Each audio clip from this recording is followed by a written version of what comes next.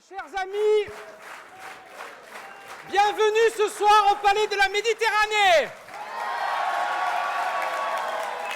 Nous sommes près de 2000 et je voudrais nous excuser auprès de celles et ceux si nombreux qui n'ont pas pu être parmi nous et avoir une pensée pour eux, mais si tu permets de le présenter comme ça, c'est la rançon de la gloire.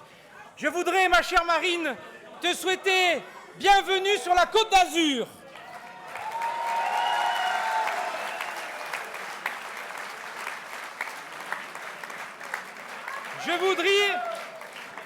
Je voudrais souhaiter la bienvenue aux têtes de liste. Jeannine Douzon, des Alpes de Haute-Provence. Amaury Navarane, des Hautes-Alpes. Marc-Étienne Lansat, du Var.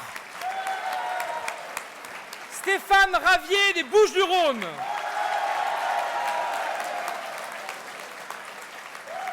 Saluez le sénateur-maire de Fréjus, David Racheline, qui est là en voisin, mais également en colissier, puisque tu es derrière. Moi qui ai fait 10 ans de rugby, tu sais que ceux qui poussent derrière, dans la mêlée, sont aussi importants que ceux qui castagnent devant. Il me reste à saluer quelqu'un, mais qui est juste là. Je ne vais pas souhaiter la bienvenue à Marion parce qu'on ne souhaite jamais la bienvenue à quelqu'un qui est chez elle.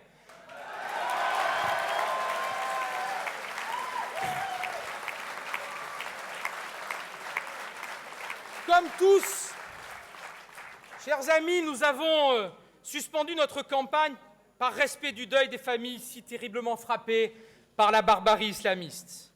Comme tous, nous avons embrassé l'unité nationale. Mais l'unité ne doit pas nous exonérer de la lucidité. Lucidité sur la responsabilité immense des gouvernements de messieurs Hollande et Sarkozy aveuglés par leur idéologie boboisée. Responsabilité sur lesquelles reviendront, avec bien plus de talent que moi, les oratrices qui vont me succéder. Lucidité sur ces décisions politiques commencées sous Nicolas Sarkozy et immédiatement relayées, ici, à Nice, par Christian Estrosi, le premier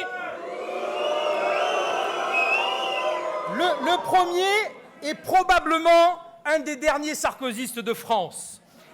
L'UOIF,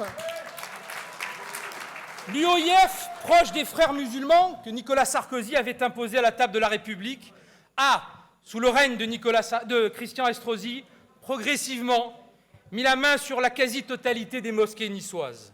Lucidité sur le lien que M. Estrosi entretient avec l'imam Sadouni, installé au cœur même du canton de Mme Estrosi, et qui, entre deux visites amicales du maire de Nice, reçoit Annie Ramadan, celui-là même qui déclara dans une tribune parue dans le journal Le Monde, je le cite tellement c'est édifiant, « La lapidation des femmes est une injonction divine. Elle constitue une punition, mais aussi une forme de purification. » Cet imam qu'avec Marion nous avions dénoncé disait dans une interview parue dans Nice Matin avoir déposé plainte contre nous. Eh bien, je m'en honore. Et je veux rappeler que depuis les attentats, ce monsieur est resté bien silencieux, lucide sur le fait que tout cela amène Nice à être une des villes de France d'où partent le plus grand nombre de jeunes gens pour le djihad. La réalité, c'est que M. Estrosi, au travers du contrat de ville confié à Mme Estrosi, n'a pas hésité à pactiser avec les plus radicaux en espérant ainsi mettre la main sur un vote communautaire, et ce, au détriment d'un grand nombre de nos concitoyens musulmans qui souffrent de cet insupportable amalgame. Lucidité sur la fin nécessaire d'une époque révolue qu'incarne presque physiquement Christian Estrosi. Celle de Christian Estrosi vantant sur les plateaux de télévision son programme sécuritaire pour la PACA. Mais Nice, dans certains quartiers, c'est 22,6% d'augmentation de la délinquance, c'est 41% d'augmentation des cambriolages et 10% d'augmentation des violences. Celle de M. Estrosi expliquant sur les plateaux de télévision que grâce à sa gestion saine, il baissera les impôts dans la région PACA.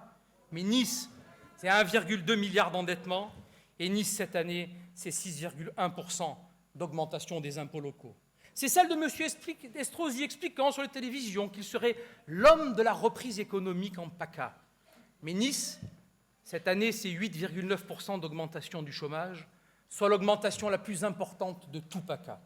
Alors, Monsieur Estrosi, une jeune femme de talent, plus jeune députée de France, quelques mousquetaires et une immense ferveur populaire qui accompagne désormais Marion est venue vous dire que le temps de la communication cachant habilement le mensonge et les renoncements, eh bien ce temps est révolu.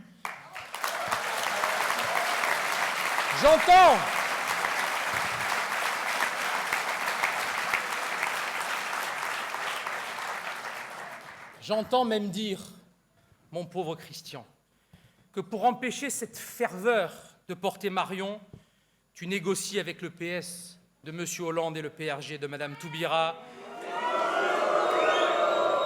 Tu négocies le retrait de la gauche entre les deux tours, seule solution désormais pour sauver ta piètre entreprise. Alors, je veux dire aux électeurs de droite, qui, je le sais, sont désormais si nombreux à douter de la tête de liste UMP, je veux leur dire, ne vous laissez pas berner. Oui, il se prépare une alliance dans les sous-sols de l'hôtel de ville de la mairie de Nice. Cette alliance, contre nature pour vous, ne l'est plus pour eux. Le leader des Républicains est désormais démasqué. Il est comme un poisson, désormais rose, que l'on aurait sorti du bocal.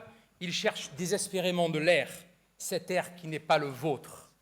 Alors je veux dire aux électeurs qui jusqu'à aujourd'hui ont voté UMP, je veux leur dire, faites comme moi, faites comme Franck Alizio, faites comme tous ces gens de droite qu'avec Marion et les colistiers qui nous accompagnent, nous avons croisés sur les marchés, que nous avons croisés sur les quais de gare. Faites comme ces patrons de PME et de PMI, faites comme ces artisans que nous avons rencontrés, faites comme nos amis du CNI qui sont ici présents et que je salue, qui ont brisé l'omerta pour rejoindre Marion.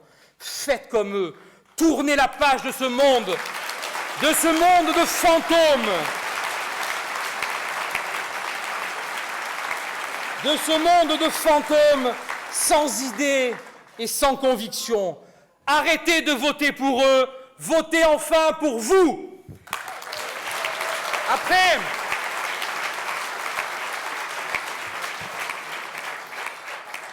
Après ces mois de campagne, et en vous voyant ici, si nombreux, je songe à cette citation de l'immense Victor Hugo. Il n'est rien au monde d'aussi puissant qu'une idée dont l'heure est venue. Grâce à vous tous, l'idée dont l'heure est venue, ici et maintenant, c'est que c'est bien la France plein sud qui l'emportera. Voilà, ma chère Marine, ce que nous ferons ici à Nice, ici dans les Alpes-Maritimes, ici en Provence, ici dans les Alpes.